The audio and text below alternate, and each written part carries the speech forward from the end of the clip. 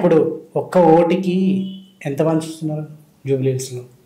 ఓటుకు ఎంత పంచుతున్నాం అనేది కాదండి. ఇక్కడ ఎంత పంచుతుర్రు అంటే టీఆర్ఎస్ వాళ్ళు పంచే గెలిచిరు. ఎన్ని రోజులు మాగంటి గోపినాథ్ డబ్బులు ఎలక్షన్ అంటే పంచే కదా. మరి వాళ్ళు పంచినప్పుడు ఇప్పుడు తోటోడు ముక్కలు వేసి పెడితే మనం పప్పన్న వేసి పెట్టాలి కదా. అంటే పంచుతారు. ఇప్పుడు లోకంతో లోట ఇవాళ రోజున ఆ బిహేవియర్ ఆ కల్చర్ ఎక్కడి నుంచి వచ్చింది తెలంగాణకి?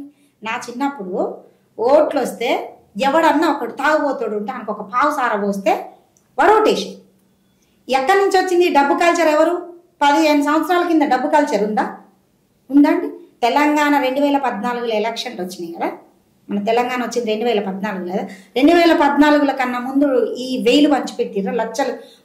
ఇవాళ ఒక సర్పంచ్ గ్రామ సర్పంచ్ కావాలంటే మినిమం 20 నుంచి 50 లక్షల మధ్యలో ఖర్చు కావాలి. వెనకట అయినాయి అండి ఇనామస్తుగా పలాని నీరజ పలాని మనిషి పలాని అంటే ఏకగ్రీవంగా ఎన్నుకున్న రోజుల నుంచి పోయి ఇవాళ ఎవడు కూడా సర్పంచ్గా పోటీ చేస్తానికి ముందడికి రాని పరిస్థితి ఏర్పరిచింది ఎవరండి?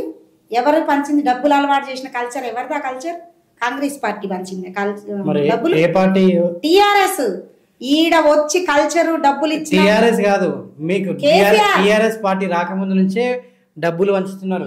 వైఎస్ఆర్ దగ్గర నుంచి ఉంది, చంద్రబాబు నాయుడు గారి హయామం నుంచి కూడా ఉంది. లేదు డబ్బుల కల్చర్ లేదు. ఉన్నది ఏమున్నది? పావు సారా ఉంది అప్పుడు, నాటు సారా. కొద్దిగా ఒక లెవెల్ ఉన్న లీడర్కి అయితేనేమో క్వార్టర్, కొద్దిగా నా దగ్గర ఏదో గల్లీ మనుషులకైతే పావు సారా, అంతవరకే తప్ప డబ్బులు పంచిన దాఖలాలు లేవు. నాకు అవగాహన వచ్చిన కంచి రాజకీయంలో ఈ రోజు ఏ పార్టీ డబ్బులు పంచింది మీరు చెప్పండి. నేను చెప్పేది ఏంటి, అన్ని పార్టీలు ఇప్పుడు తెచ్చింది కల్చరు.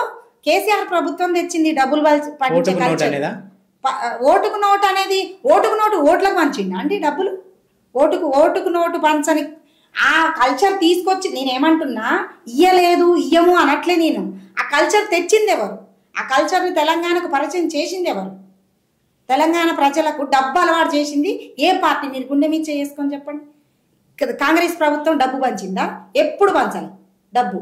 ఈ డబ్బు లేదు కూడా కాంగ్రెస్ పార్టీ దగ్గర పంచని. ఎలక్షన్లు వస్తే డబ్బు లేనుడు కూడా డబ్బు పంచుతాడు. ఇప్పుడు నేను చెప్తానండి, టిఆర్ఎస్ ప్రభుత్వం 1000 ఇస్తే కాంగ్రెస్ ప్రభుత్వం 200 ఇచ్చింది.